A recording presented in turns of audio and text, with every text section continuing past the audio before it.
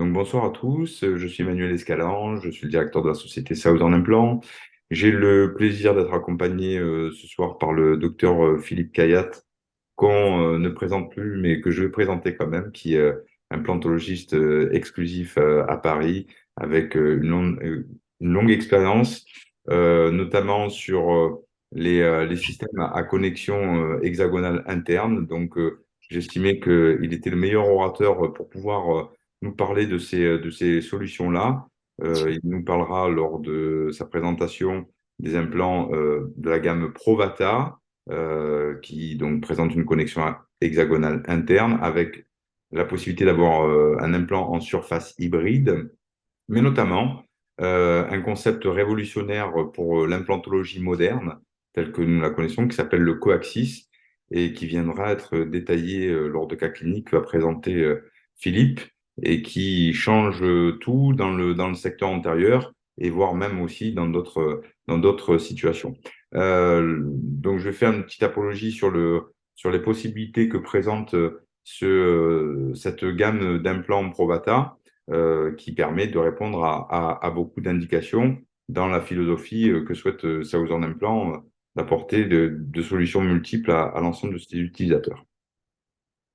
Donc, nous nous définissons comme le partenaire de vos défis quotidiens, car tous les jours, vous rencontrez lors de vos consultations des challenges à, à parfaire et il vous faut effectivement des outils qui vous permettent de pouvoir donner tout un succès au traitement implantaire et satisfaire les patients. Et que c'est ce que souhaite aujourd'hui apporter Southern avec l'ensemble de sa gamme de dispositifs. Pour ceux qui ne le savaient pas, Southern Implant fait partie des 4 sociétés qui ont le plus publié dans le monde sur l'efficacité de leur système. Et ça, c'est une étude que vous pouvez retrouver sur notre site internet qui avait été réalisée en 2005 par Marco Esposito. Voilà, une étude complètement indépendante, une étude de cohorte sur l'efficacité des systèmes à long terme, donc à 5 ans.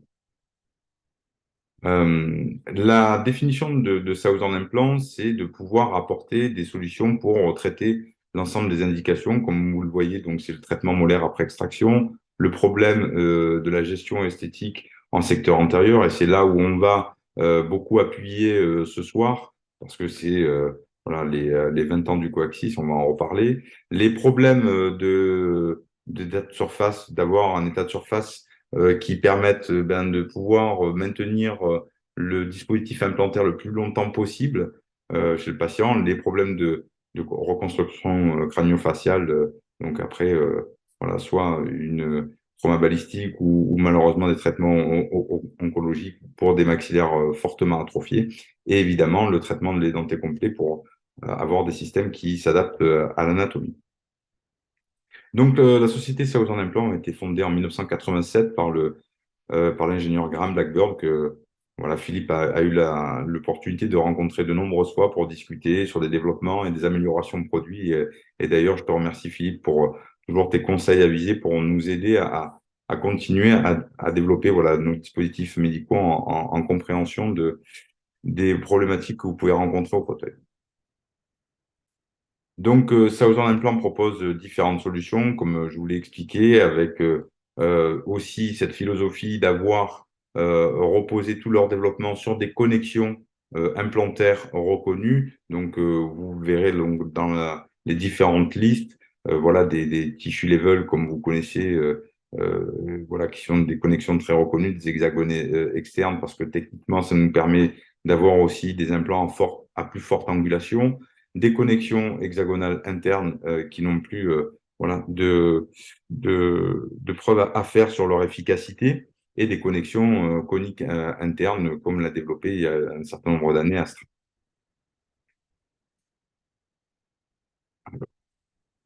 Un petit peu long. Donc voilà, c'est l'ensemble de ces innovations, de ces connexions sont, voilà, sont disponibles avec beaucoup de formes d'implants qui vont correspondre à des indications spécifiques. Et voilà, nous le développerons aussi dans différents webinars.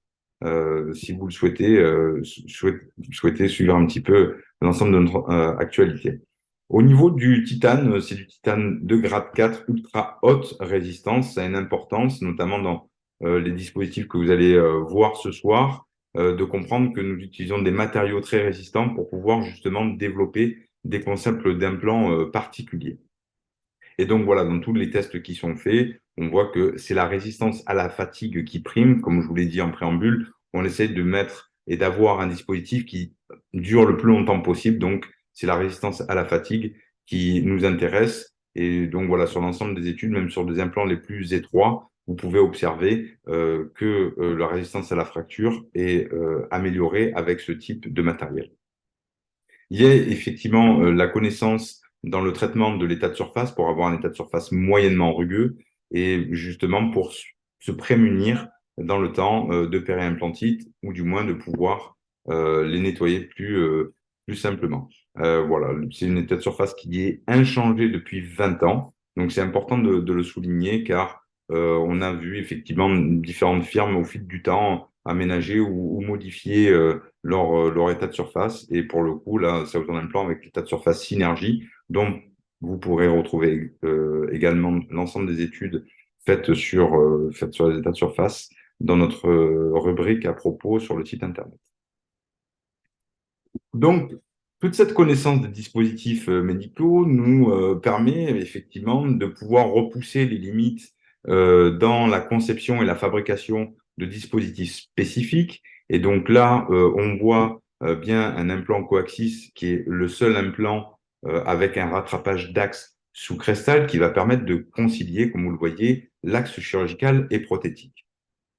Donc, comme je vous le disais, on fête cette année les 20 ans de ce concept voilà, qui est donc largement documenté scientifiquement et forcément aussi cliniquement. Il est utilisé depuis des années à travers le monde par de nombreux cliniciens expérimentés comme l'est le docteur Kayat. Sur les bons conseils aussi de nos référents, nous avons adapté ce dispositif avec un état de surface hybride. Et là, je crois que aussi Philippe pourra longuement nous donner l'intérêt de ces surfaces hybrides. Donc, je vais avancer. Toujours dans cette même gamme, des implants de large diamètre qui sont très spécifiques pour l'extraction, implantation et bénéficier effectivement de l'ensemble de l'alvéole, mais aussi d'avoir un profil prothétique qui correspond bien à une molaire. Donc voilà, c'était toujours dans cette philosophie très biologique et écologique qu'on veut pour éviter de nombreuses interventions chez le patient et de pouvoir profiter de l'anatomie existante.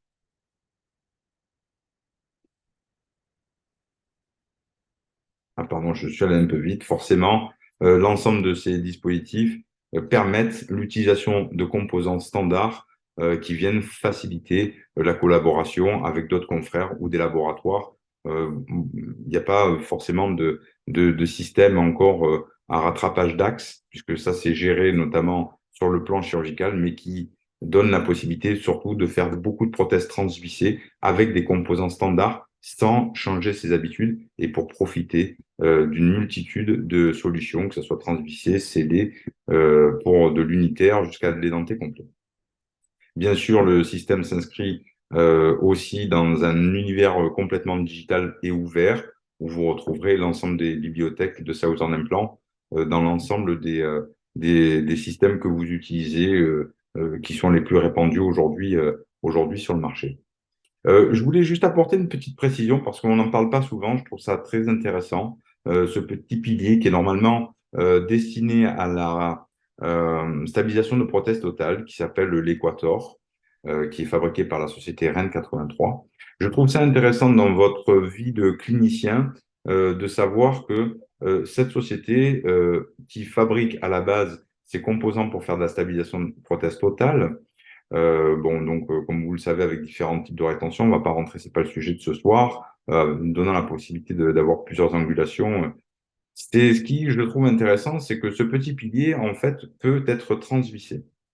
Alors, pourquoi j'en viens là? C'est-à-dire que parfois, dans vos consultations, vous rencontrez des patients qui ont des implants qui fonctionnent bien, qui sont bien stables, mais malheureusement, on n'a plus de connexion de composants prothétiques Il faut savoir que Rennes 83 a une banque de données assez conséquente puisqu'ils ont 1800 connexions enregistrées, du moins références, et qui permet, si vous avez besoin d'implanter un patient avec un autre implant pour pouvoir lui donner une restauration plurale, eh bien, on peut mettre ces composants, sachant que voilà, il faut demander, faut connaître juste la marque de l'implant. Si vous ne la connaissez pas et que vous ne pouvez pas avoir de pièce, on peut faire une empreinte au light, on leur envoie en Italie, ils nous fabriquent une pièce sur mesure et ça permet de conserver l'implant et de pouvoir donner une plus grande vie au traitement du patient.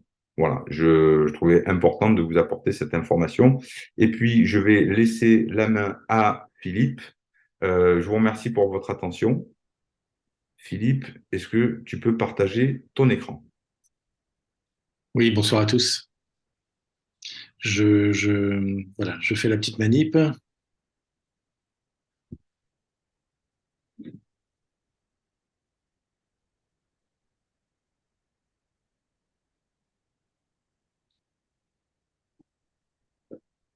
Alors, l'animateur a désactivé le partage d'écran par les participants et du coup, je suis concerné. Il faudrait que tu réactives le Ça y est. partage d'écran Ouais, pour que je puisse le faire.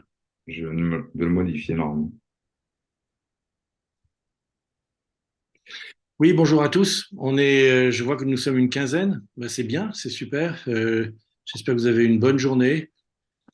Moi, je viens de terminer. Je me suis connecté à 7h moins 1. Vous voyez, c'était un peu chaud.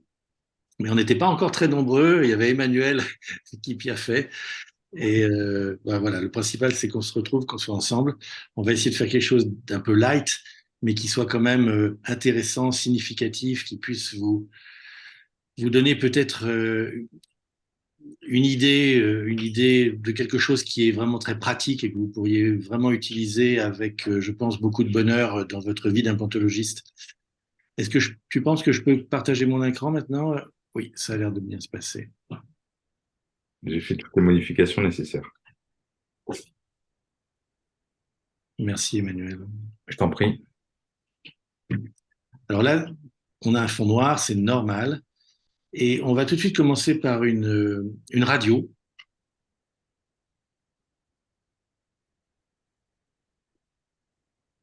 Attends, j'essaie de voir comment je peux. J'ai des petits trucs parasites. J'essaie de voir comment est-ce que je peux.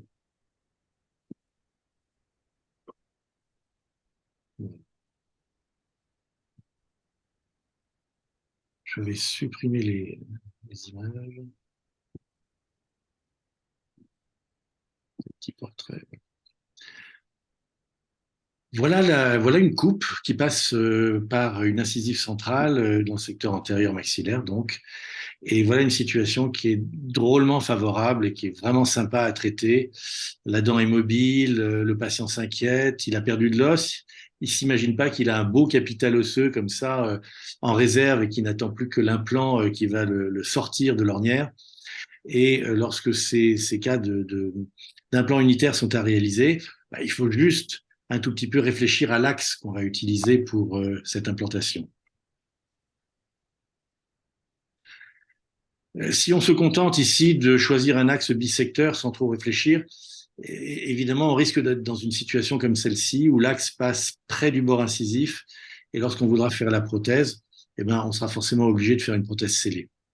Bon, après tout, beaucoup d'entre vous, enfin moi-même, on a fait beaucoup de prothèses scellées unitaires.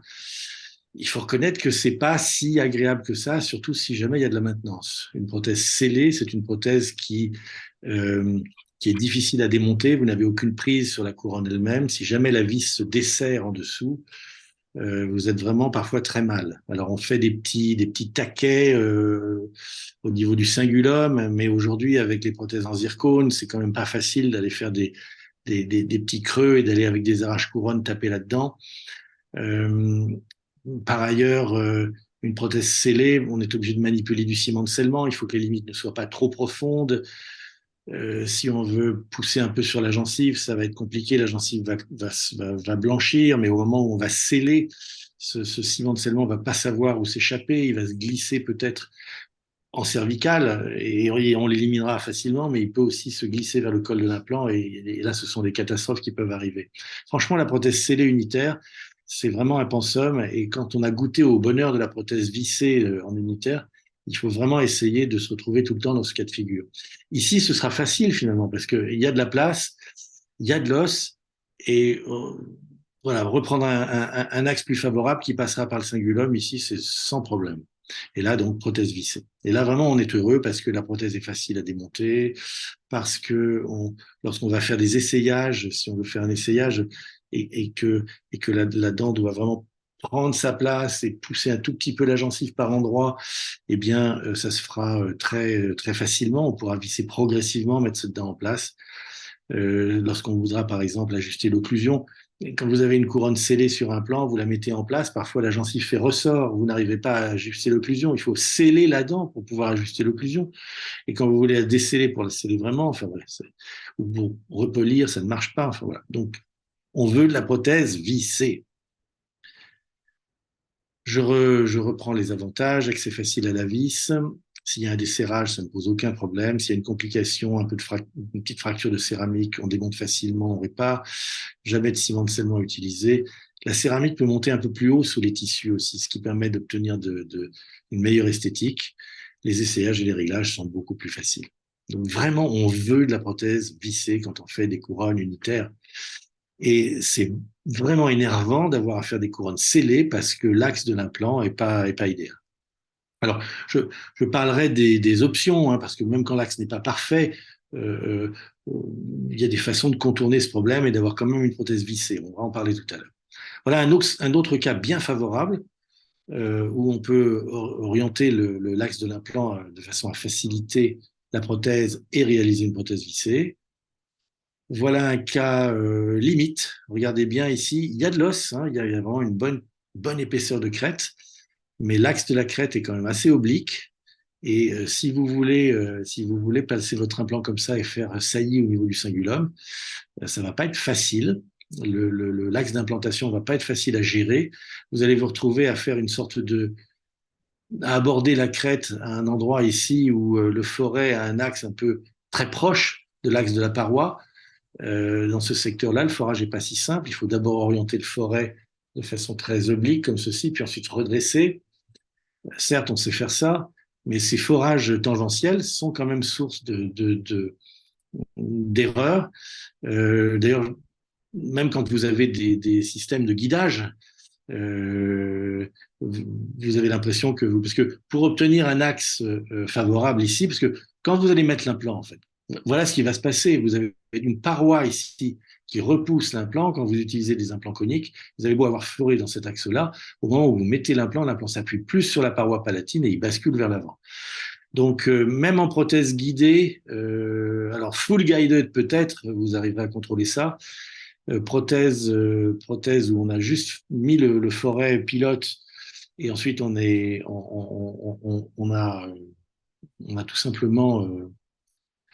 tout simplement travaillé à main libre, on risque de basculer un petit peu et finalement à 4 degrés près, vous voyez, à 4 degrés près, de ne pas pouvoir faire la prothèse vissée. Vous voyez, ça se joue à peu de choses, hein. Ici, on passe trop près du bord incisif, ça peut pas être une prothèse vissée. Ici, on est bien. Un autre cas un peu similaire, vous avez toujours ici ce petit forage tangentiel ici, mais bon, ici je sais que pas mal, certains d'entre vous vont attaquer la crête à peu près à ce niveau-là et non pas dans l'alvéole. Pourquoi pas? Vous risquez de terminer, alors certes, vous allez mettre votre implant ici, il y aura un bon accrochage, mais vous risquez de terminer vraiment avec un surcontour palatin assez marqué. Ici, si on veut travailler en finesse, il faut vraiment essayer de placer l'implant comme ça, dans cet axe-là. Mais là encore, compte tenu du forage tangentiel et du risque de bascule de l'implant au moment de l'insertion, ici à 2 degrés près, vous voyez, à 2 degrés près, parce que l'os est loin de la dent ici, 2 degrés, évidemment, à ce niveau-là, on va dire 1,5 cm plus bas, ça joue, hein, ça ouvre l'angle. Eh bien là, vous voyez, à 2 degrés près, on ne peut pas faire la prothèse vissée, c'est un peu énervant. Ou alors avec des composants un peu particuliers dont on parlera tout à l'heure. Ici, c'est sûr, on ne pourra pas faire de prothèse vissée. Enfin, l'axe, en tous les cas, n'est pas propice.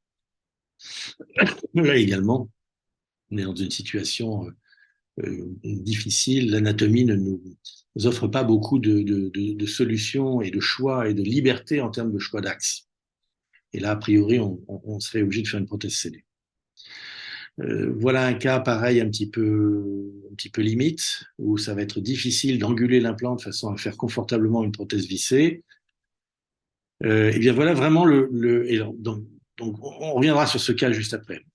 Je vous ai dit que je vous parlerai des composants prothétiques qu'on peut utiliser même dans ces cas-là, quand on a un axe qui n'est pas très favorable. Eh bien, quels sont-ils?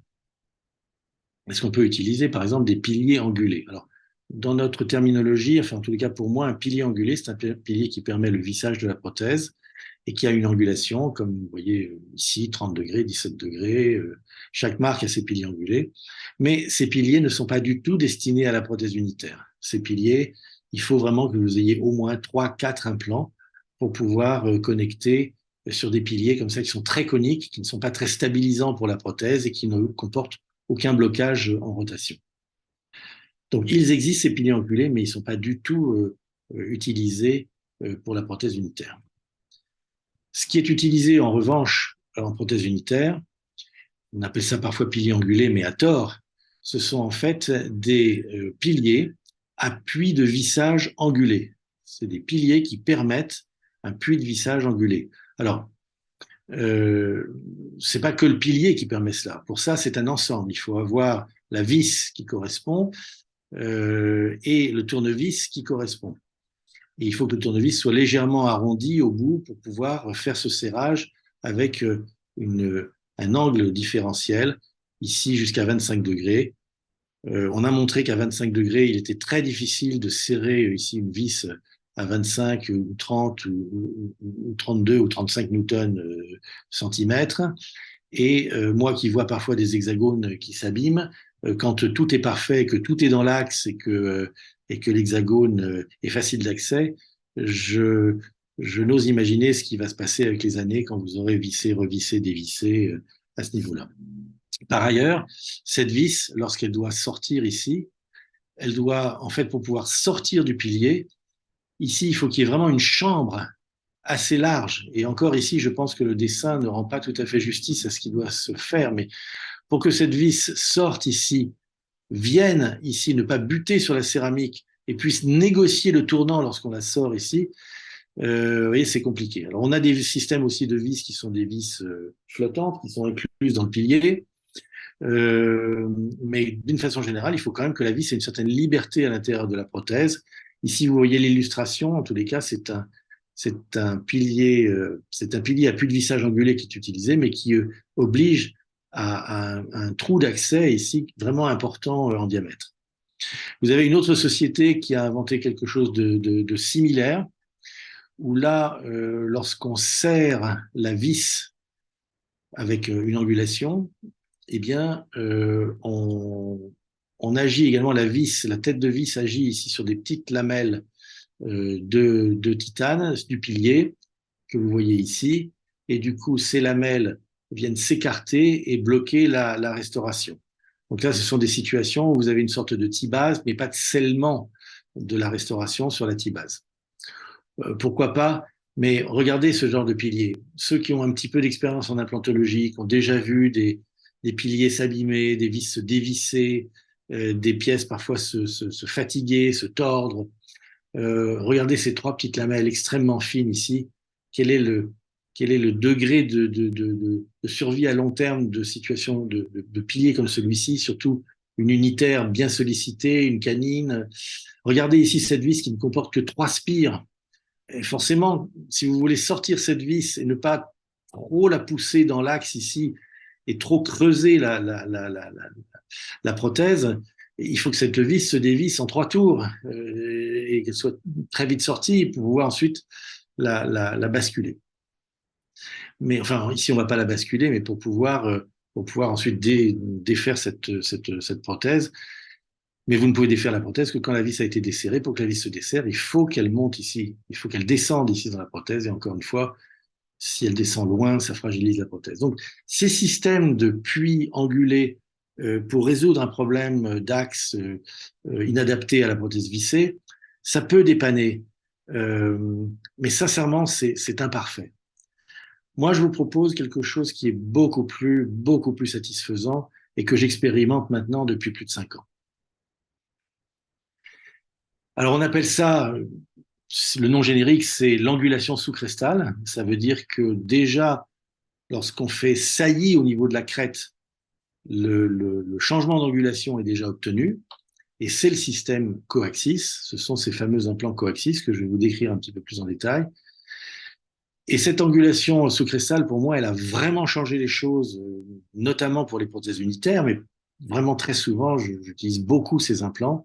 C'est devenu vraiment un outil très important dans mon dispositif, et à tel point qu'on peut vraiment parler de révolution pour moi dans le secteur antérieur. Et j'y reviendrai pour vous dire en quoi c'est quelque chose maintenant de vraiment très routinier dans mon exercice et dont je ne pourrais vraiment plus me passer. Je suis arrivé chez Southern parce que je recherchais des implants hybrides. Vous savez, ces implants avec un col et 3 spires lisses, parce que je rencontrais des périimplantites et que j'avais la sensation que la surface était un facteur de risque. Je suis allé vers Southern parce qu'ils avaient des implants hybrides et j'ai trouvé le coaxis que j'ai essayé. Et maintenant, je pense que vraiment le point fort de cette société, c'est cet implant coaxis. Donc revenons à ce cas clinique que je vous ai déjà, cette radio que je vous ai déjà montré tout à l'heure. Axe qui a priori n'est pas favorable pour réaliser une prothèse vissée. Et ici, il nous semble assez difficile de l'orienter, de pousser en palatin, de redresser cet axe pour pouvoir placer une prothèse vissée. Donc, qu'est-ce qu'on va faire? Eh bien, on va poser l'implant confortablement.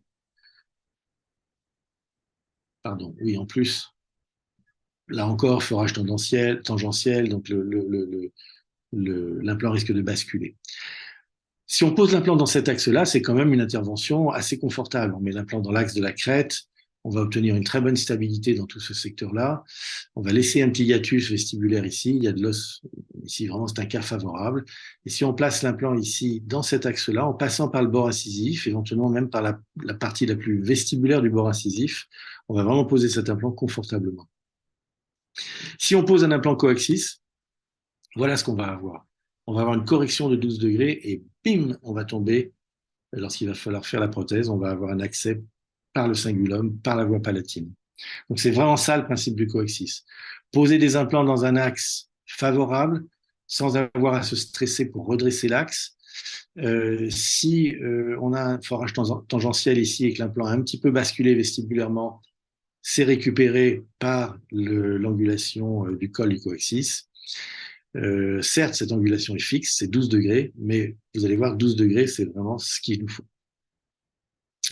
J'ai souvent demandé des petites modifications de ci, de ça à la société Southern. Par contre, je leur ai jamais demandé de modifier cette valeur. Je pense que ce 12 degrés est parfaitement adapté à ce qu'on veut faire.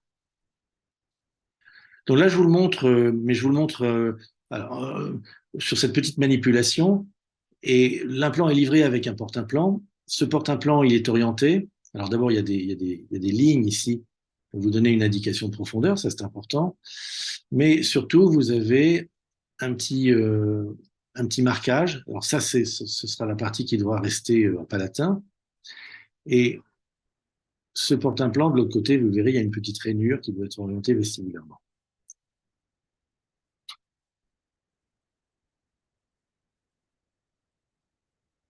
Quand on regarde l'implant coaxis comme ceci, on ne voit pas trop de différence avec un implant normal, mais voilà, quand on regarde le profil, on connecte une pièce prothétique quelconque, on voit bien, euh, on voit bien cette différence de 10 degrés.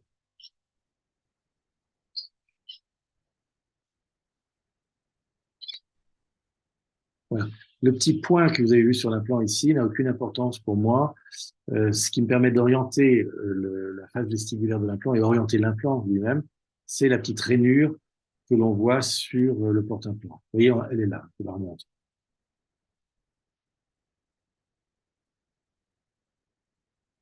Voilà, c'est cette rainure ici, c'est ça qui doit être en vestibulaire.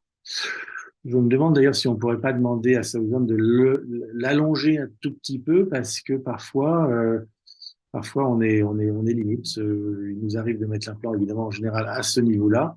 Mais dans des situations où la crête est un peu oblique, où la table osseuse vestibulaire est un petit peu dégradée, il nous arrive de monter un peu plus l'implant. Et parfois, ce petit repère peut éventuellement être caché par la gencive ou disparaître ou n'être visible que dans la partie terminale ici. Mais vraiment, ici, on a quand même quelque chose de très lisible et le porte-implant peut être orienté de cette façon-là. Enfin, l'implant peut être orienté de cette façon-là quand on travaille. Je ne vais pas rentrer dans la revue de littérature sur le coaxis. Il y a plusieurs publications. Voilà, ces implants s'ostéo-intègrent comme les autres. Et dans les études, il n'y a pas de fracture ou de problème rapporté. À chaque fois que je parle avec les ingénieurs de Southern et que j'émets une inquiétude, ils me montrent des résultats où le coaxis est en général plus solide que l'implant droit correspondant. C'est-à-dire que quand vous avez un implant de 4 mm, la version droite et la version coaxis, c'est en général la version coaxis qui est plus résistante que la version droite. Donc c'est assez étonnant, mais c'est comme ça. Ça, c'est un article co-écrit par Stephen Chu, qui est un ami qui travaille à New York, qui est à la fois un chirurgien dentiste et un technicien de laboratoire. Il a les deux casquettes. Il a commencé sa vie comme technicien et ensuite il a fait des études dentaires, puis des études de spécialité. L'une de ces deux dents-là est un implant coaxis. Voilà. Je vous dis pas laquelle. C'est pas, c'est peut-être celle-là, je pense vraisemblablement. Hein. On devine une sorte de petit creux ici. Et voilà. Steve Chu et son prothésiste, ils sont capables de faire ce genre de choses. Et là, mine de rien, c'est quand même très agréable d'avoir un implant qui va être légèrement oblique dans l'axe de la crête, mais d'avoir une dent qui sera une dent vissée pour autant. Donc, je reviens à notre cas. On va poser l'implant comme ceci, en passant par le bord incisif, peut-être très légèrement vestibulaire, à peine. Et voilà, la dent à extraire, c'est celle-ci. Voici l'implant. On va prendre un implant. Comme ce sont des temporisations immédiates, moi, je n'hésite pas à monter dans les longueurs. Et comme en plus, je ne risque pas de rencontrer la face vestibulaire de façon prématurée, puisque je n'ai pas besoin de redresser mon axe, je peux mettre des implants longs. Et du coup, j'ai une très bonne stabilité primaire dès le départ. Donc voilà typiquement la situation quand on pose un implant coaxis. Vous voyez, je devine encore ici la petite rainure, donc je vois que je suis bien orienté avec ce porte-implant qui est bien, dont l'hexagone ici, la facette de l'hexagone est bien orientée vestibulairement et la petite rainure ici me confirme tout cela. Les repères d'enfoncement ici sont également importants et intéressants. L'implant part un tout petit peu oblique vers le haut, vers l'arrière et vers le distal, ce qui est normal, c'est l'anatomie. L'incisive centrale avait exactement cet axe-là. Et vous voyez, le tournevis qui marque l'axe prothétique, lui, est derrière. Alors, il faut une vue latérale pour vous montrer comment les choses se présentent. Eh bien, là voici cette vue latérale. Voilà l'implant qui passe par la face vestibulaire légèrement, un petit peu plus vestibulaire que la face vestibulaire, pas trop. Voilà l'implant, là, il est équipé d'une vis de couverture. Si vous avez un comblement à faire, évidemment, vous allez d'abord mettre une petite vis de couverture. On a fabriqué la couronne provisoire. Le trou d'accès, vous voyez, au vissage se trouve parfaitement centré. Il n'y a pas eu besoin de faire de surcontour au niveau du cingulum.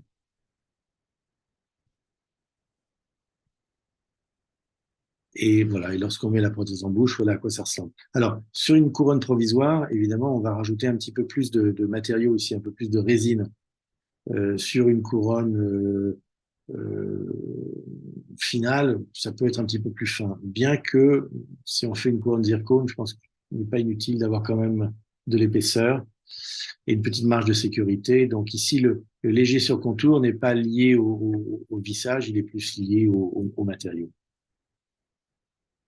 Quand on fait une couronne provisoire comme celle-ci, on la met en dehors de l'occlusion et il nous arrive souvent de la placer, vous voyez, très légèrement en avant. Vous voyez, par rapport à l'incisive centrale d'à côté, ça, n'hésitez pas, ça se voit pas.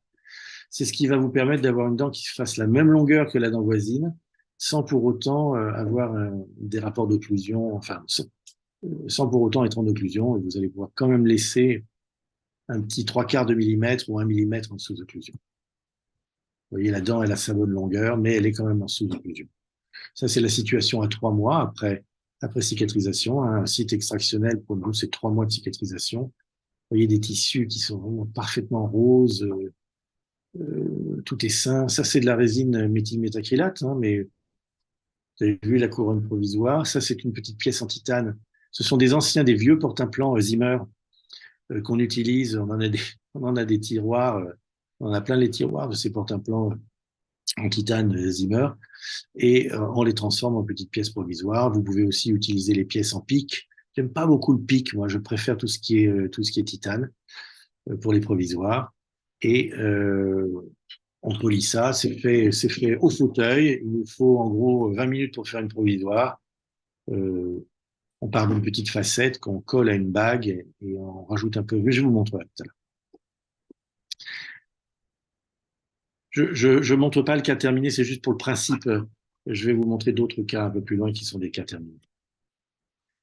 Voilà un autre cas, une incisive centrale qui est mobile et qui doit être extraite. Il n'y avait pas de doléance esthétique. Ici, le patient n'a pas un sourire gingival.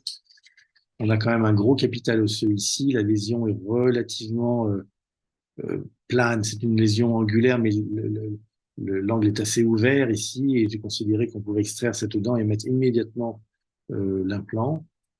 Alors certes, on a quand même un long rapport couronne-racine, mais aujourd'hui, on sait que les implants sont capables de supporter des situations comme celle-ci, surtout quand on a un os de bonne qualité. On a placé l'implant dans ce secteur-là.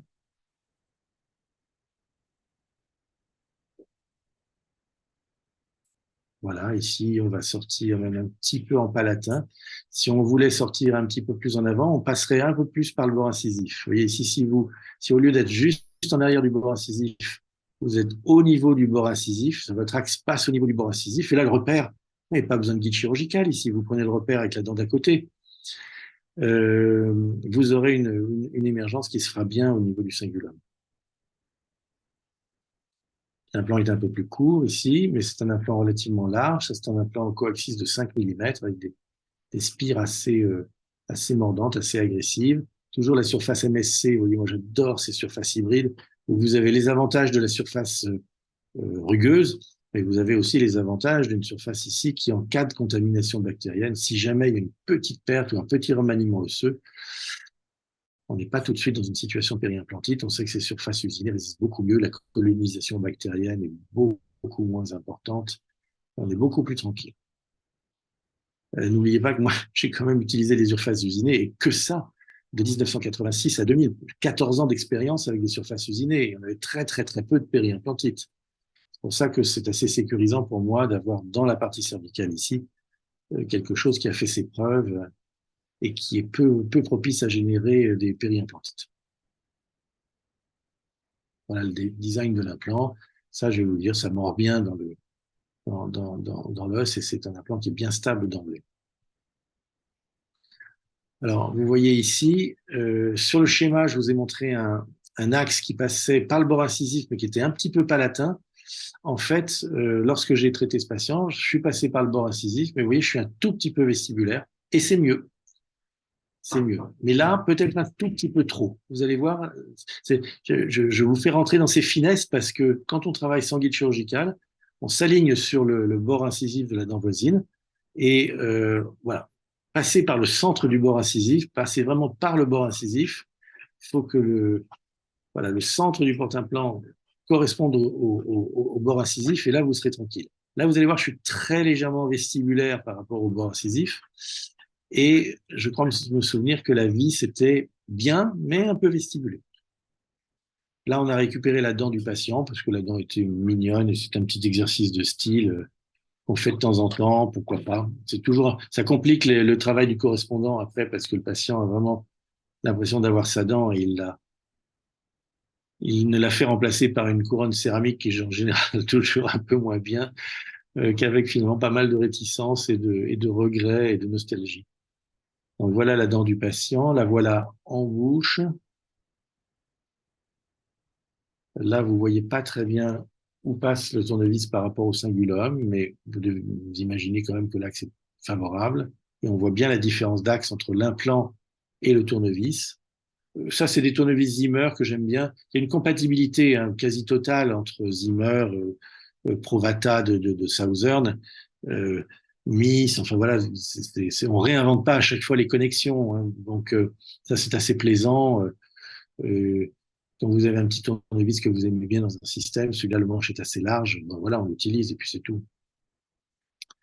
Donc voilà la dent qui est en place ici. On demande au patient de faire un peu attention. La dent est en sous-occlusion. Tout ça s'ostéo-intègre bien. Les tissus parfaitement sains. Voilà. Et là, vous voyez, il y a pas de. On a utilisé la dent du patient. Donc, difficile de faire un surcontour, puisque là, c'est une coque d'émail. Hein. Mais vous voyez mon axe ici. Alors, il est bien, mais il est quand même pas loin du bord vestibulaire. Et voilà, quand vous placez l'implant comme ça, vous allez pouvoir faire une couronne vissée, mais vous aurez un puits d'accès qui sera OK, mais faudra pas être plus vestibulaire. Et je veux vraiment vous montrer ça parce que voilà, c'est important de bien vous aligner avec le bord incisif de l'incisif. Alors, si vous avez un doute, si vous voulez, il y a des situations parfois où, vous voyez, cette incisive latérale, par exemple, est en retrait par rapport à cette centrale. Donc, si vous vous alignez, si vous avez à remplacer cette incisive latérale et que vous ne tenez pas compte du fait que vous voulez que la dent ensuite soit un petit peu en retrait, alors est-ce que j'ai besoin, si je devais remplacer cette latérale, par exemple, est-ce que j'ai besoin d'un guide chirurgical? Pas vraiment. Ici, au lieu de passer, quand je vais m'aligner par rapport au bord incisif de cette dent-là, je vais me décaler d'un trois quarts de millimètre vers l'intérieur et il n'y aura pas de problème et je vais sortir au niveau du cingulum de cette dent-là. Si je veux mieux contrôler l'axe de la dent, je peux effectivement faire un guide chirurgical, mais à ce moment-là, il faut que je fasse un guide chirurgical un peu spécial avec un trou sur le bord incisif. Vous voyez, avec un trou sur le bord incisif pour, voilà, pour rentrer dans l'axe du bord incisif. Ça nous arrive parfois de le faire, dès que ce sont des situations plurales, bien évidemment, on fait des guides, et à ce moment-là, je demande au prothésiste de me faire un trou, à la fois de me faire le trou palatin, mais de me faire aussi un trou au niveau de la face du bord incisif, de façon à ce que je puisse mettre un coaxis si je le souhaite. Voilà la couronne céramo-métallique qui a été faite et qui est en place ici. On s'en tire pas trop mal, le patient est content, c'est assez naturel. On aime bien faire ces petits cas, même si c'est un peu une... Voilà, on passe beaucoup de temps. Je vous montrerai aussi des radios tout à l'heure. Là, c'est intéressant parce que, vous voyez, on a une incisive latérale assez oblique.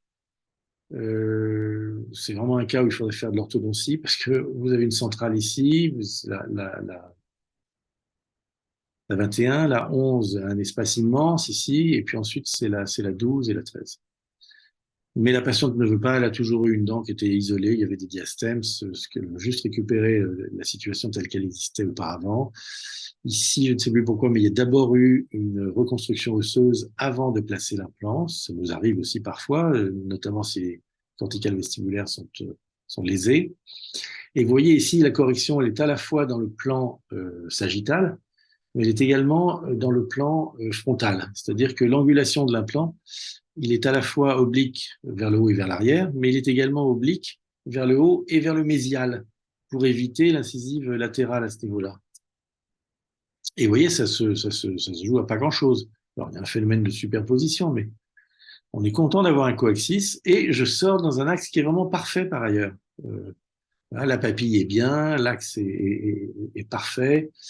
Je fais ma dent provisoire vraiment dans de très bonnes conditions et cette angulation à 12 degrés, peux vraiment la gérer pour qu'elle soit à la fois sagittale, dans le plan sagittal et légèrement dans un plan différent.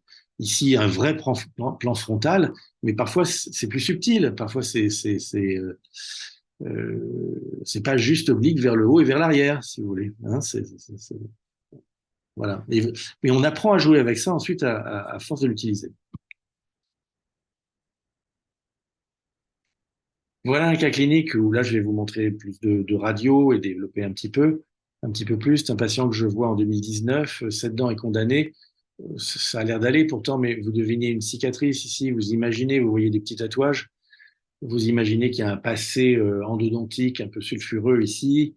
Et si je vous dis que la dent est à extraire, c'est parce que elle est évidemment fracturée après avoir été quand même sur l'arcade un certain nombre d'années et après que des praticiens se soient vraiment bagarrés pour essayer de sauver cette racine. Le patient, il est, euh, il est dans la deuxième moitié de sa quarantaine et il a quand même, et c'est un accident qu'il a eu quand il était jeune, et, mais voilà, mais là, à ce stade, maintenant, la dent est à extraire.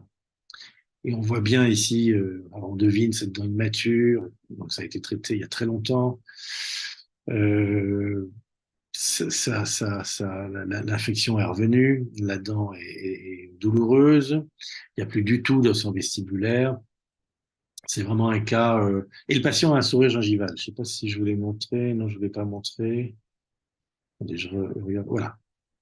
Et le patient a un sourire gingival. Donc, donc là, je vais vous dire, ce sont des cas où vous devez être un implantologiste assez aguerri pour vous lancer dans ces cas-là. Ça va très vite perdre les papilles ici, ça va très très vite. C'est des cas où normalement on vous conseille de les traiter en plusieurs étapes. Ici, on s'imagine pas très bien faire la greffe sur des tissus qui sont quand même assez infectés, mais pourquoi pas? C'est vrai que moins on va faire d'intervention, mieux ce sera. Faire la greffe le jour de l'extraction ici, c'est quand même assez chaud parce que on va pas forcément refermer tout de suite. Ça va être compliqué de refermer par-dessus la greffe puisqu'il y a déjà une alvéole existante au niveau gingival. Alors on peut faire un patch, aller prendre un peu de gencive au palais et combler ici, mettre des membranes. Voilà, plein de choses sont possibles, mais vraiment ces situations euh, où vraiment il y a un enjeu esthétique, je vais vous montrer comment je les gère. Il y a une prise de risque, j'informe le patient, je lui dis qu'il y a une prise de risque et que si ça ne marche pas, on pourra toujours repasser à la technique classique. Mais je trouve que ça vaut le coup ici de prendre ce risque, le risque de tout faire en une fois. Hein, à la fois l'extraction, la greffe, l'implant et la couronne provisoire. Euh, il y a plusieurs façons de faire cela. Je vais vous montrer ce que j'ai fait ici, mais avant de vous montrer la chirurgie, le choix de l'implant. Bien évidemment, la crête est relativement oblique. Hein, ici, et même si c'est relativement large à ce niveau, vous n'avez pas un grand choix. Et ici, anguler l'implant de façon à terminer en prothèse vissée, ça va vraiment pas être facile. Si vous voulez mettre un implant bien stable, voilà un axe qui est intéressant. Il passe par le bord incisif. Et si vous avez mis un implant coaxis, ben c'est parfait. Le rattrapage de 12 degrés ici vous donne la possibilité de faire une prothèse vissée. Donc le jour J est arrivé, patient prévenu, on va tout faire en une fois. Il sait que si ça ne marche pas, on retrouvera un protocole classique. On sera peut-être obligé de lui faire porter une prothèse amovible, alors que là, il ne va pas porter de prothèse amovible. Donc voilà les étapes. Alors le principe d'abord, avant de vous montrer les étapes chirurgicales, le principe, c'est plutôt que de faire un comblement avec un biomatériau, une membrane, ça peut se faire, hein, mais il y a vraiment un gros manque osseux ici. Je préfère travailler avec des matériaux autogènes. Et ici, j'utilise une technique qui a été décrite par un Brésilien qui s'appelle Darosa. Et après avoir fait ici une dissection en épaisseur partielle, je prélève un petit morceau d'os dans la région de la tubérosité. Alors, il faut que la tubérosité soit bien et que le patient ait une zone donneuse suffisante. Hein, c'est pas toujours le cas.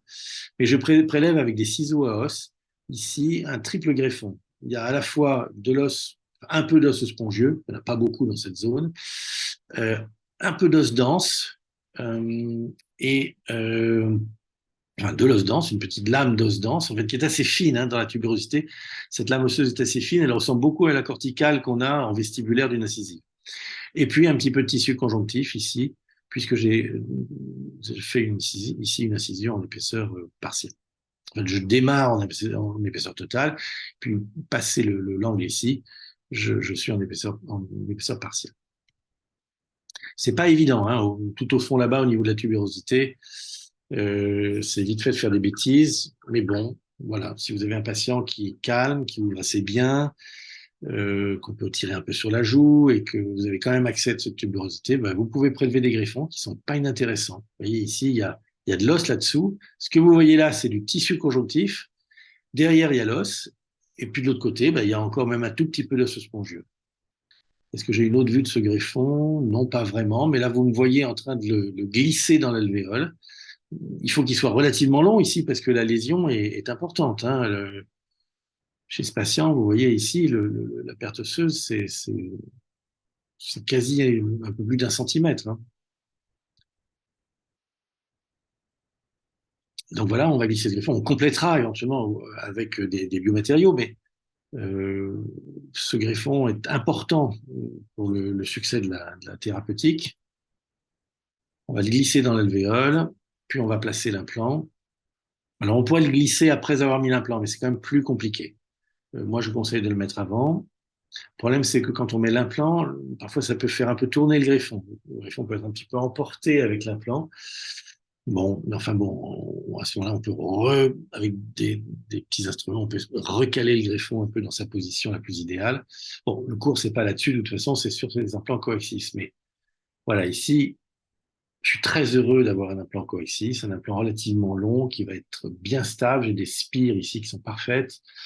J'ai un implant de 4 millimètres de diamètre et vous voyez dans cette partie où on a besoin de solidité, l'âme, le corps de l'implant est assez volumineux pour nous donner la résistance mécanique nécessaire. Voilà l'implant qui est en place. Il est un petit peu plus profond que ceux que vous avez vus jusqu'ici. Vous voyez, dans une situation comme celle-ci, si je veux que mon axe soit un tout petit peu, cet axe qui est parfait dans le plan sagittal, hein, et si je veux que ma vis émerge un tout petit peu plus en distal, c'est pas compliqué. Je tourne ce porte-implant, j'ai une prise hexagonale ici. Je tourne mon porte-implant, j'ai une prise en carré aussi ici, mais en général, je m'emboîte ici dans l'hexagone. Et je tourne mon porte-implant de 2 degrés. Vous voyez, c'est très peu de choses. 2 degrés, pas plus. Et à ce moment-là, j'ai toujours mon tournevis là, qui me montre que j'ai un accès palatin, mais je suis un peu plus distal et je suis un peu plus centré. Donc vraiment, c'est pas difficile d'être fin et de faire quelque chose de très sympa. Voilà une vue latérale pour vous montrer ces 12 degrés et latérale. Là, on voit bien la couronne provisoire, la petite pièce en titane qui a été polie, la résine méthylmétacrylate qui a été. Alors, on polie pas, on vernit. On a une petite enceinte lumineuse. Une fois que la dent a la bonne forme, on vernit, on peut maquiller éventuellement. Et on passe dans l'enceinte. Bon, on pourrait polir hein, si on n'a pas d'enceinte lumineuse, mais voilà, on utilise des vernis qui sont polymérisés en enceinte lumineuse et on a une dent qui est polie à toute vitesse du coup. Enfin, lisse en tous les cas, et cela est obtenu très vite. Très rapidement, voilà comment je fais des dents provisoires. Alors, c'est vraiment de la technique analogique, hein. Aujourd'hui, quand on montre ça, on devrait avoir honte. Et pourtant, ça va très, très vite, ça marche très bien. Et je dois dire, pour l'instant, et surtout, je peux vraiment euh, affiner les contours de cette couronne provisoire assez facilement. Donc, en gros, voilà, vous avez une situation où il y a un petit fût en titane qui dépasse. Je pense que c'est mieux s'il dépasse un petit peu plus pour la résistance mécanique de l'ensemble. Mais bon, n'oubliez pas qu'il va rentrer quand même ici au moins sur 3 millimètres. Donc, il y a quand même de la prise. Une fois qu'on a mis notre résine, on en met également dans la facette ici. Celle-ci est mise en place. Et si la facette est un peu trop jaune, il m'arrive parfois de la creuser et puis de mettre du A1 derrière. Ça me permet de l'éclaircir. Ici, on va compléter avec un pinceau. Alors, si vous utilisez une pièce qui est en composite, ici une dent qui est en composite, vous pouvez compléter avec du composite flow par exemple, mais je sais pas, moi depuis très longtemps, j'ai l'habitude d'utiliser des résines méthacrylates avec le pinceau et je suis très à l'aise avec ces techniques. Ça va assez vite, on met tout ça un peu en excès. Et si on a des changements de contour à faire, vous voyez par exemple ici, j'avais envie que la partie vestibulaire et notamment distale soit un peu plus marquée, soit un petit peu plus bombée. C'est vraiment pas compliqué à faire ce petit ajout. Ensuite, les retouches se font d'abord à la multiplex. C'est une multiplex d'ailleurs. Parfois, on reprend un caoutchouc, mais comme on va vernir par-dessus, on n'est pas obligé de, même si le test surface est un peu rugueux, le vernis va gérer ça. Il m'arrive parfois de réouvrir un tout petit peu le trou de la vis. Ici, c'est de la résine qu'on a moulée sur le tournevis. Donc, c'est vrai que ça fait un tout petit trou. Le tournevis, il est très en contact avec ce trou. Donc, parfois, je me donne un tout petit peu de liberté. Là, on comble. On va combler. Alors, on met la vis de couverture pour pas que le matériau de comblement rentre dans l'implant. On fait le comblement. C'est la dernière étape avant de mettre la couronne provisoire. Ici, ce comblement que l'on fait en vestibulaire de l'implant. Alors, c'est un autre cas clinique, hein, c'est pas le cas clinique de tout à l'heure. Mais ça, c'est un cas clinique de base, en quelque sorte, une extraction ici, on comble en vestibulaire. Steve Chu nous dit, mettez du bioos, mettez un matériau non résorbable dans l'alvéole, mais dans la partie gingivale, mettez un os lyophilisé déminéralisé qui va se résorber, mais qui va soutenir un peu la danse, il appelle ça la dual technique. Bon, c'est pas, moi personnellement, je mets pas grand chose au niveau gingival. Je comble la partie osseuse. Et d'ailleurs, si vous mettez trop de matériaux au niveau gingival, ensuite vous avez parfois un peu de mal à remettre la couronne provisoire comme il faut. Donc là, on met la couronne provisoire.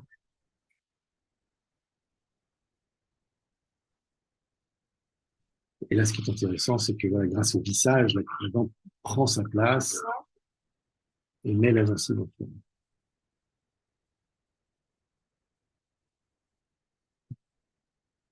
Je reviens au cas clinique de tout à l'heure, le cas un peu complexe, avec le petit greffon vestibulaire. Et c'est surtout pour vous montrer que, en dehors de cette difficulté technique au niveau chirurgical liée au fait que la corticale vestibulaire était complètement abîmée, tout le reste, c'est du classique. L'implant, la couronne provisoire, le différentiel d'axe, la couronne vissée, même si l'implant, vous voyez, même si l'implant a été posé dans un axe favorable au plan osseux, long, bon ancrage. Imaginez mettre un implant ici dans l'axe de cette pièce prothétique, ça ne marcherait pas du tout. Il y a beaucoup de gens qui font d'ailleurs des greffes osseuses ici. Alors là, il faut carrément soulever un lambeau. Hein. Moi, j'ai pas fait de lambeau. Pour aller rajouter de l'os ici, pour pouvoir mettre l'implant dans l'axe prothétique idéal. Voilà quelque chose qu'on n'est pas obligé de faire. En tous les cas. Ça, c'est le greffon. Vous voyez, c'est au temps zéro. Alors, le greffon ne va pas jusqu'au bout, mais c'est pas très grave. Ce que je veux, c'est quand même avoir un bon environnement osseux déjà ici. Ici, je sais que j'ai quand même un apex qui est bien bloqué. Si dans cette zone-là, il y a moins d'os, ça ne me stresse pas. À 6 mois, regardez cette belle cicatrisation. C'est magnifique. Regardez les papilles, on n'a rien perdu. Rien perdu. La gencive est rose, c'est sain. C'est vraiment, c'est une joie de faire ce genre de choses et d'obtenir ce type de résultat. Alors, c'est pas le sujet d'aujourd'hui. Il m'est arrivé d'avoir un échec. Et quand vous avez un échec sur ce genre de situation, bah, vous repartez de zéro et c'est un peu frustrant. Et vous avez fait beaucoup de choses pour rien parce que c'est pas facile. On va pas reprendre des honoraires. Mais bon, là, c'est très agréable. Donc ça, là, on est à 6 mois. Ici, le trou, il est plutôt bien placé. Il pourrait être un tout petit peu plus vestibulaire. En tous les cas, j'ai rajouté ici de l'épaisseur pour la solidité parce que ce n'est que de la résine et je veux pas que ça casse. À 6 mois, il y a un petit remaniement du greffon, mais il est toujours là, il est bien. Il y a toujours la petite corticale. Il y a un peu de ce spongieux qui semble s'être fait derrière. L'implant a été placé sous le niveau osseux et ça semble pas poser de problème. Ça, c'était le jour de la pose. et à 6 mois. Au niveau radio, voilà ce qu'on voit. Ça, c'est ce que vous voyez là, c'est un peu de biomatériaux. C'est pas une densification de la corticale. À ce stade, vous l'avez pas encore. C'est un peu de biomatériaux non résorbables qui a été placé ici. L'implant est un petit peu sous le niveau de la crête. C'est pas vraiment gênant. À partir du moment où vous avez en plus un petit platform switch sur les implants de 5, vous allez avoir forcément un petit platform switch. Vous l'aurez pas sur du 4, mais sur un implant de 5, vous l'aurez. Donc ça, c'est pas déplaisant. Ceci dit, je me demande, je crois que c'est un implant de 4, ça. Si. Sur un implant de 4, vous avez aussi un petit platform switching. C'est un implant de 4 en Suisse. Donc, à 6 mois, sourire gingival. Voilà, sincèrement, ça, c'est des cas. J'en suis, qui m'enchantent. 2 ans plus tard, la couronne, maintenant, c'est pas la couronne provisoire que vous regardez, c'est la dent finale. Et vous voyez une situation qui est toujours très satisfaisante, très saine, une belle gencive, ça n'a pas bougé, les papilles sont là. Euh, et on a notre petite couronne vissée qui est toujours impeccable. Alors, par contre, le truc que j'aime pas, enfin, ce qui est vraiment améliorable, c'est ces T-bases. Vous voyez, mettre une T-base comme ça, aussi courte, avec un joint de ciment de scellement à ce niveau-là, on voit sur la radio, c'est pas parfait, vous voyez, ça, je trouve ça vraiment dommage. Ma provisoire est mieux, ma provisoire est un peu plus concave, elle part droit ici. J'ai un peu plus de plateforme switch sur ma provisoire que sur la couronne définitive. Donc là, ici, il nous faut une T-base qui soit plus longue et un peu plus concave, ok? Et ça, je crois que c'est Emmanuel qui nous le dira, mais je crois qu'on a ça maintenant chez Southern.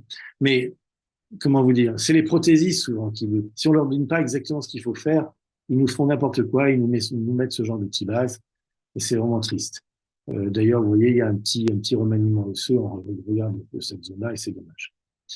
Euh, je, je pense aussi que les prothésistes ne donnent pas la peine d'aller voir ce qu'il y a comme petit base chez les fabricants. Ils n'utilisent qu'une source. En général, c'est ceux qui leur vendent les disques en céramique. Je pense à une société allemande qui s'appelle Zirkonzahn, qui leur fournit la zircone, les disques en zircone. Et c'est chez Zirkonzahn qu'ils achètent toutes leurs petits bases. Ils ont qu'un seul représentant. Ils ont une ristourne sur la quantité. C'est là ils achètent les petits bases pour Nobel, pour Southern, pour Straumann. Zirkonzahn leur fait tout et ça les embête d'aller acheter ailleurs. Bon, je me demande si Zirkonzahn n'a pas aussi des T-bases mieux adaptés. En tous les cas, je pense que Southern les a. Il faut insister pour avoir de meilleures T-bases et de ne pas recevoir des prothèses faites comme celle-ci. Heureusement, pas trop de conséquences ici sur le résultat esthétique, mais c'est un peu dommage. Donc là, quand même, on est à 4 ans, on est en 2023. C'est des vues récentes. J'ai revu ce patient en avril dernier. Regardez cette belle gencive, regardez ce piqueté, cet aspect en peau d'orange, comme on dit, et ces tissus très très sains. Voilà. Ça, c'est un patient, c'est un monsieur qui court le monde, qui fait des conférences, qui a écrit un livre et qui est actuellement best-seller, un livre économique qui est un best-seller. Il obtient des prix, c'est intelligent. Enfin, encore une fois, c'est un ravissement d'avoir si bien réussi le cas ici, mais j'avais tous les outils. Je pouvais me concentrer sur la greffe et je savais que derrière, tout le matériel, l'implant, la stabilité, le coaxis, la surface usinée pour que dans le temps, j'ai pas de problème de périimplantite. Enfin, tout est là. Alors, je me suis amusé. Oh là là, le temps passe. J'espère que je vous ennuie pas. Je me suis amusé à reprendre les implants que j'avais placés en 2021. En fait, 2022, on a un peu de retard sur les statistiques 2022 et elles n'étaient pas complètes. Donc, j'ai pris 2021. En 2021, j'utilisais déjà le coaxis depuis plusieurs années. Et j'ai pris 2021, j'ai regardé combien j'avais placé d'implants dans le secteur antérieur maxillaire de canine, enfin canine incisive. Et là-dedans, il n'y a pas que les unitaires, parce qu'il y a aussi des cas complets. Et les cas complets, c'est souvent des crêtes assez résorbées. Et quand la crête est résorbée, l'implant est naturellement palatin. Et du coup, vous n'avez pas forcément besoin de ces rattrapages d'actes, puisque vous avez déjà dans un axe. Enfin, l'implant lui-même est déjà très palatin. Si j'avais pris uniquement les unitaires, je pense que j'aurais encore un rapport entre les implants droits et les implants coaxies qui serait beaucoup plus en faveur des coaxies. Mais regardez, si je prends 82 implants qui ont été les implants que j'ai posés donc, dans le secteur antérieur maxillaire de canine incisive, 2021, 82 implants dans ce secteur. Il y en avait 27 qui étaient des implants droits, il y en avait quand même 55 qui étaient des implants coaxies. 55 qui étaient des implants coaxies. C'est pour vous dire que c'est majeur. Et encore une fois, je vous dis, c'est pas que les unitaires. Les unitaires, je pense que le rapport, il n'est pas de 2 tiers. Je pense que les unitaires, c'est maintenant facilement 3 quarts. Vous voyez, voire même plus. Peut-être 4/5. Donc, vraiment, comment vous dire, si vous m'enlevez les implants coaxies aujourd'hui pour traiter les unitaires du secteur antérieur, mais vraiment, je suis très, très, très, très malheureux. Voilà. En résumé, l'angulation sous-crestale et les implants coaxies nous permettent de faire des unitaires vissés systématiques. Je ne fais plus jamais d'unitaires scellés. Ça ne m'arrive plus, ça ne m'est plus arrivé depuis longtemps. Je respecte l'anatomie.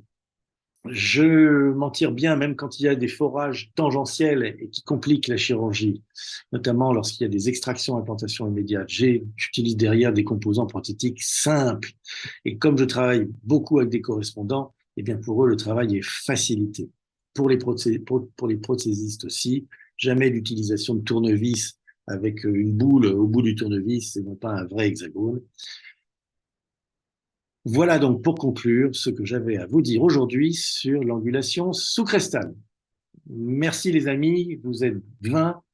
C'est pas, on n'est pas très nombreux, mais j'espère que je vous ai montré quelque chose d'important et de significatif. Voilà, une vraie bonne innovation technique qui nous facilite notre travail. Eh bien, merci à tous et je vais pouvoir rendre la parole à Emmanuel et à Merci vous-même. Philippe.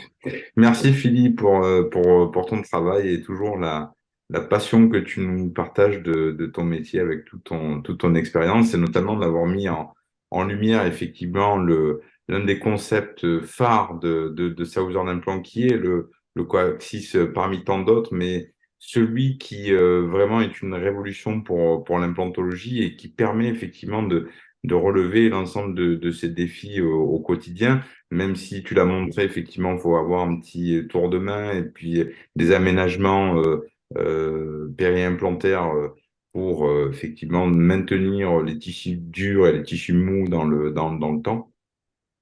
Voilà, ce qui est très intéressant, c'est que tu as pu démontrer lors de tes présentations, lors des cas cliniques, que justement l'avantage de ce type de dispositif, comme ça peut l'être aussi sur d'autres, mais c'est de ne pas élever le périoste. Et effectivement, peut-être que ça vient aussi voilà, garantir le succès du traitement à plus long terme.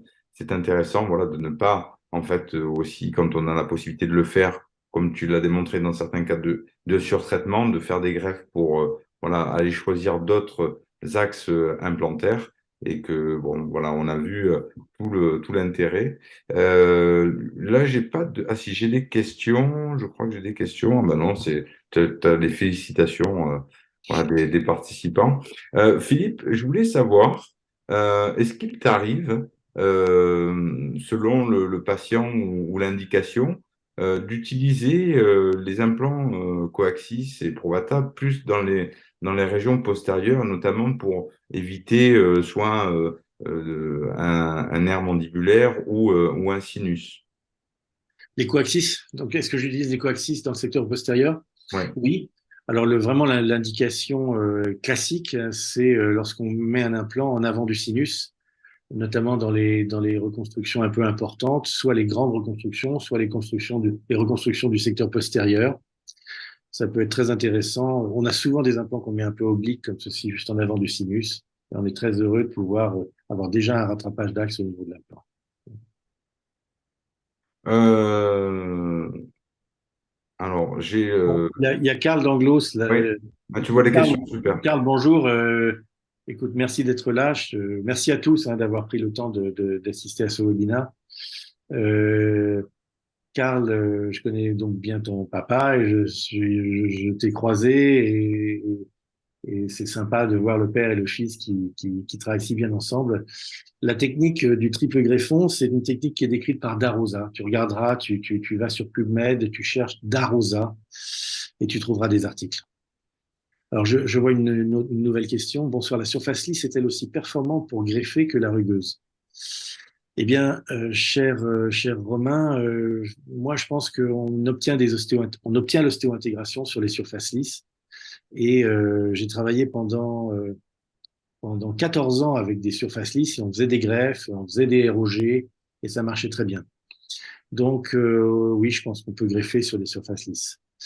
Euh, voilà. En fait, c'est des surfaces usinées. Hein. Voilà, c'est pas si lisse que ça. C'est ça. Mais c'est un état de surface qui a fait ses preuves par rapport à par rapport à la colonisation bactérienne et par rapport à la résistance à la périimplantite. Alors, c'est une controverse, un Romain, si tu, je sais pas quel âge tu as, si tu es un implantologiste très expérimenté, si tu as déjà rencontré des périimplantites.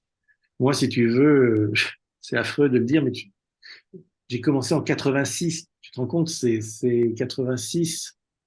Ça fait quoi maintenant? Ça fait 36 ans, hein, 37 ans. Euh, Philippe, Romain, une quarantaine, plus d'une quarantaine, un petit peu plus. Je ne peux pas dire exactement son âge parce que jeune. je veux éviter cette Alors, alors, Romain, donc s'il a la quarantaine, s'il a commencé l'implantologie, non, je pense qu'il a jamais dû poser d'implant à surface lisse. Quand il a dû, Romain, je me permets de parler, hein, je dis peut-être des bêtises, mais Romain, quand tu as commencé, je pense, les implants dentaires, tu avais d'emblée des implants à surface rugueuse, tu as dû commencer après les années 2000 et tu n'as connu que les surfaces rugueuses.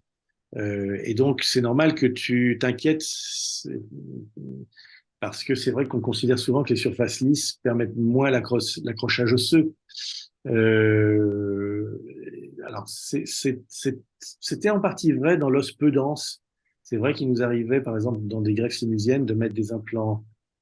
Et c'est là où tu as peut-être raison. Dans les greffes sinusiennes, quand on mettait des implants qui étaient tout lisses, il nous arrivait de les voir, ils s'ostéo-intégraient, mais quand on les testait et qu'on faisait des petits tests de couple dessus, les implants se mettaient à tourner alors qu'ils étaient ostéo-intégrés. Parce que ostéo-intégrer une surface lisse d'un implant cylindrique avec une anatomie assez classique euh, dans un os qui est peu dense, ça nous arrivait de voir ça. C'est pour ça qu'on est passé tous aux surfaces rugueuses. Puis ensuite, quand on a vu qu'on avait tellement plus de périimplantite avec les surfaces rugueuses, on est revenu à ces implants hybrides. Donc moi, aujourd'hui, je pense que si on peut se protéger en faisant ça de la périimplantite et si je peux protéger mes successeurs, bon, un jour je vais prendre ma retraite, je vais encore travailler quelques années, mais un jour je vais prendre ma retraite, si je peux protéger un peu mes successeurs des ne pas leur léguer trop de périimplantite, je serais vraiment très heureux. Voilà. Parce que c'est devenu un truc assez majeur, si tu veux. J'ai maintenant donc 23 ans de pose d'implants rugueux. Euh, on a posé beaucoup et on voit quand même beaucoup de périimplantite. Quand on voit les patients en contrôle, quand on sait que c'est pas des patients qui brossent très bien, quand on sait qu'ils sont un peu à risque, on sert, on, on s'inquiète un peu quand on les voit s'asseoir dans le fauteuil et qu'on les a pas vus depuis 2, 3 ans. Ah, voilà, effectivement, Romain, effectivement, n'a connu que du rugueux. Et notamment, ça vient, alors, parce que c'est des discussions qu'on a avec Romain. Et est-ce que toi, tu enfuis beaucoup tes implants? Ce que peut faire Romain s'il veut y aller doucement, je pense qu'il a intérêt à sélectionner les surfaces MSC pour des patients qu'il identifie comme patients à risque.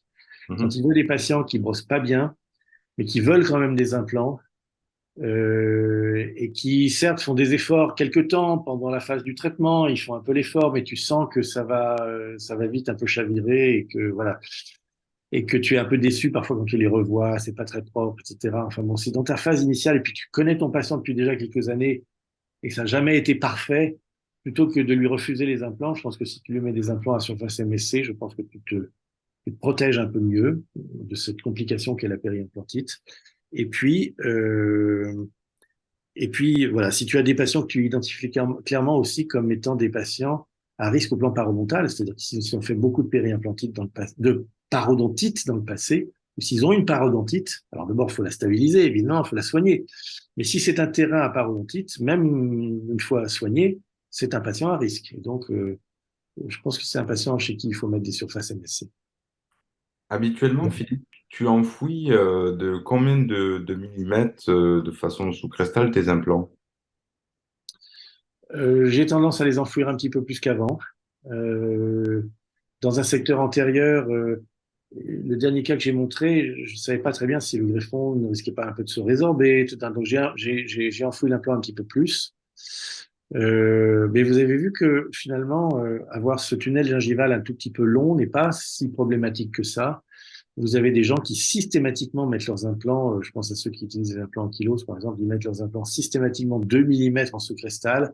Ils ont des longs fûts lisses ensuite pour rattraper tout ça. Je pense que 2 millimètres c'est beaucoup, mais 1 millimètre, c'est entre un demi et 1 millimètre, je dirais. Et puis dans des cas un peu à risque, comme le cas de tout à l'heure, où j'ai greffé en même temps que la pose de l'implant, et où je savais pas très bien si ce greffon allait résister, j'ai mis l'implant un petit peu plus haut. Là, j'étais certainement à 1 millimètre et demi sous crestal, voire 2 millimètres. Parce qu'effectivement, parfois on voit sur ces implants Provata effectivement un col lisse, mais qui n'est pas en fait réellement un col lisse, pareil, qui est usiné mais non spiralé. Voilà. Mais sur lequel l'os s'intègre et on peut se poser la question parfois s'il est polymiroir. Et il n'est pas polymiroir. Oui, mais comment te dire, ces implants-là reprennent un peu les caractéristiques du vieil implant de Brenmark sur lequel on avait tant de recul et si peu de périimplantite. C'est c'est bien d'être moderne, c'est bien de passer aux implants modernes, euh, euh, coniques, à spire agressive, à microspire, mais comment, en anglais on dit don't argue with success. Avec les implants de Brenmark, alors il y avait peut-être d'autres problèmes, mais on n'avait pas beaucoup de périimplantite. Pourtant, la connexion n'était pas extraordinaire, il y avait peu d'étanchéité. Enfin voilà, c'était vraiment pas un implant parfait, mais on avait peu de périimplantite. Et on voyait l'os se remodeler, et on avait une petite perte osseuse en général qui se stabilisait à la première spire, et c'était vraiment pas un souci. Parfois même à la deuxième spire, et c'était pas un souci. Donc si ces choses-là arrivent avec un implant Provata, ça ne me stresse absolument, un Provata MSC, ou même avec enfin n'importe quel MSC, ça me stresse, mais vraiment pas du tout, du tout, du tout. N'oubliez pas 14 années de recul, enfin 14 années d'utilisation de ces implants usinés, et ensuite tout le suivi derrière. Ces implants que j'ai posés entre 86 et 2000, ils n'ont pas complètement disparu de mon exercice. Je revois les patients de temps en temps, ils sont pas tous morts. Et le premier implant que j'ai posé en 86, le patient est toujours là, on a le même âge, je le revois de temps en temps, c'est impeccable. Euh, Et quand je revois des patients qui ont eu les deux types d'implants, quand c'était des patients un peu à risque, qui n'avaient pas une hygiène parfaite, ou qui ont un peu glissé avec les années, quand il y a des implants usinés et des implants rugueux, c'est pas compliqué. Si jamais il y a une périimplantite, c'est jamais l'implant lisse. Voilà, mes chers amis, je pense Ok, que ce parfait. serait pas mal Oui, oui, on va libérer tout le monde, mais c'était toujours passionnant voilà, de discuter de ces différentes problématiques et notamment voilà, voir ton expérience pour rassurer tout le monde sur l'utilisation de ces dispositifs et pouvoir prendre confiance pour traiter plus simplement les patients. Donc, merci Philippe pour ton travail, ta participation. Merci à tout le monde d'avoir participé à ce webinaire encore avec nous ce soir. Et puis, je vous dis à très bientôt pour de nouvelles aventures. Merci Emmanuel et merci à À tous. Vraiment, bientôt. bonne soirée à vous tous. Bonne soirée. Salut, Philippe. Merci.